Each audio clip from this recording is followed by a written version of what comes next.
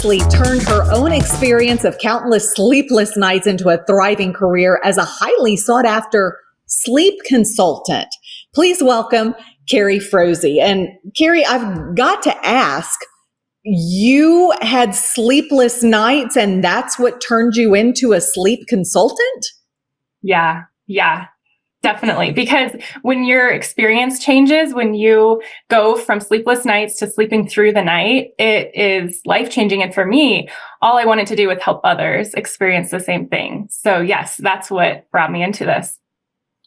So I understand you're known as the baby sleep boss. Is that correct? By some past clients, they are very excited about anything. They will listen to anything I say about their baby's sleep, because once you prove that, like, you know what you're doing, then yes, you have a lot of people that listen to every word. Okay, so I've got to ask, just between us girls, what's the secret? Oh, I can tell you the secret. I would love to tell everyone the secret. The secret is, if you think about how your baby or your toddler or your preschooler is falling asleep at night. Are they in your arms falling asleep? Are they breastfeeding falling asleep? Are they in your bed snuggled up next to you? Or are you in their bed? Are you in your toddler's bed? That is going to repeat itself throughout the night. So whatever situation they're in, when they're falling asleep, that is going to be what they need throughout the night when they come to the surface of sleep between sleep cycles. And so independent sleep is really the answer to getting your kid sleeping through the night. Okay, that's probably easier said than done, isn't it? Yes, totally. It is. And to be honest with you, some babies out there don't sleep independently and they sleep great. And so that's wonderful. Sometimes you have just like a unicorn baby that sleeps and you can hold it to sleep and lay it down in its crib and then it's good for the night. And that's wonderful. So I work with families who don't have unicorn babies and they do not sleep through the night. And so, yes, it's definitely harder said than done. And you have to endure some struggle in, like, I'm going to allow my baby to work this out. My baby's going to protest. They're going to cry a little bit. And that's really hard on a parent. Any parent, it's hard to hear your baby cry, even if you know this is for their good. So I see a lot of parents that are on the internet Googling, how do I do this? Do you actually go into homes? How do you get folks to finally get their child to sleep at night by themselves? Yeah. So, families come to me and I work virtually. So I work with families across the world, actually, helping their kids sleep through the night. So I do not go into their homes unless if they're local and they want me to. So I've done it a few times, but it's just easier for everyone, I think, to just hop on Zoom and have a consultation. And then and I tell this to all my families, they're doing the work. It's them that is actually like changing their child's sleep. I'm just coaching them along the way. So I work alongside them. I do coach them through the process. So we spend 2 or 3 weeks together, just changing their child's sleep. And by the time we're done, their kid is sleeping through the night. Can you give us an example of what families can expect working with you? When families come to me, my first goal is to learn what their goals are for their baby's sleep, because I'm a little bit of a perfectionist and I want everything to be amazing and wonderful, and that might not be their goal. And so I want to kind of get on the same level as them and figure out what dynamics do they have in their day, their work schedule. And so I try to find out everything I can about their family and their baby specifically, because every baby is very different. And so once I kind of do all the digging and figure out what I need to know, I write an individualized sleep plan that they can use. They can refer back to. It's probably 12 to 15 pages, but they don't be alarmed by that. It's just a reference you can go back and look at. And then we have a consultation. So about an hour and a half, we sit down and we just talk through exactly how to teach your child to sleep through the night. What if this happens, then do this, how to work on naps, scheduling, just all of it. And then I actually walk them through the process of fixing their kids' sleep. So they pick a start date and I'm on the phone with them the next morning and kind of walking with them through it. I'm just in their corner, cheering them on, holding them accountable, which is what a lot of parents find that they need in this situation. And we just work together. What's fascinating to me is babies do not come with instruction manuals, but you are basically saying you have an instruction manual to help your child sleep. I can give you an instruction manual. Yes. Yes.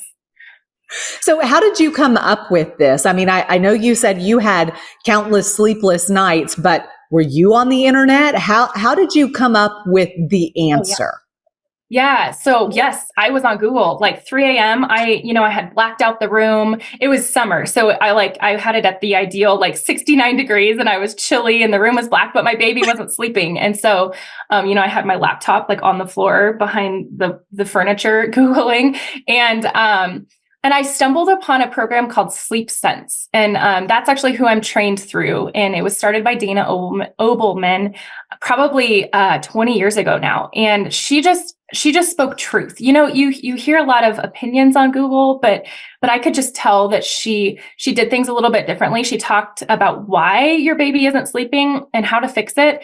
And so I really grabbed onto that, and I used her methods to sleep train my own baby. And then when they started emailing me saying, "Hey, we're not hiring, we're training sleep consultants. You can become certified as a Sleep Sense consultant." I was on board because which just seemed like the best next step in helping other families get their kids sleeping through the night too. So how many kids do you have? I have 3 of my own. So all of them different, or did you encounter problems with all 3? No, my first was more on the unicorn side. I didn't know anything about sleep training with my first. He was a great sleeper, and I really didn't know anything. And so because I didn't need to. And so then my second was a hard sleeper. And so that's what brought me into this sleep consulting. And then when I had my third, I was maybe overconfident. I was like, I've got this. I do this for a living. I can teach my baby how to sleep, but I still struggled because every baby is different. And in all those hormones postpartum, I struggle with postpartum depression, and that, just changes everything. So I ended up hiring one of my colleagues to help me because I couldn't think clearly when I was sleep deprived. I needed help getting my baby sleeping through the night because I knew too much. So anyway, it was very humbling just to know that every baby is very different. Do you find most parents look at you and go, okay, she's been through this, so I can trust her. She knows what I'm going through. Do you find that a lot of them look at you like that? Yeah, I do. I think that just my own experiences help just like validate what I do because I've been covering my ears, hearing my baby cry, and I've had to walk out of the house, and I remember that, and so I know it's hard for them too. There's other clients who just take a little bit longer to trust, and that's okay too because your baby is so special and so unique that it's hard to just walk up to a stranger and say, "Help me." So I totally understand both sides of it. Okay, top tips for improving your child's sleep. What are they? Okay, great.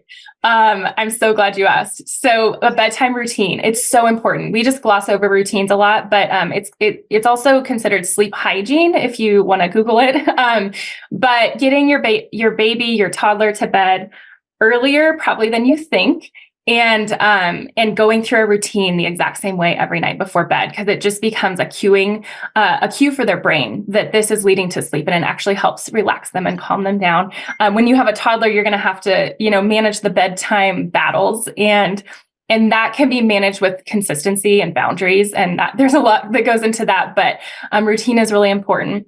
And then again, I mentioned this earlier, but how your baby is falling asleep at night, that's really the golden nugget. You can do everything else, but if your baby is dependent on something to fall asleep, then they're going to continue to need that throughout the night. So I would focus in on how is my baby actually falling asleep, and then go from there. And then also daytime sleep. Sometimes there's conflicting ideas out there, like just keep your baby up all day and they'll sleep better at night. This is not true. There's that old phrase, sleep begets sleep, and it's very true. So make sure your baby's napping at appropriate times with appropriate awake windows during the day, and that'll improve their night's sleep. And Carrie, how can folks find you and find more information? Yeah, my business is called Restored Sleep Consulting. So it's restoredsleepconsulting.com.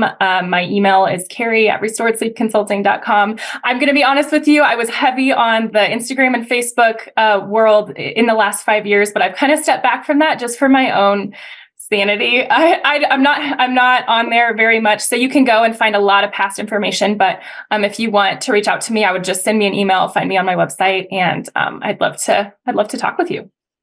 Carrie, thanks so much. We appreciate you spending time with us today, and hopefully we can get more babies and toddlers sleeping through the night so the rest of us can get some rest. Yeah, absolutely. Thank you, Kelly. Thank you.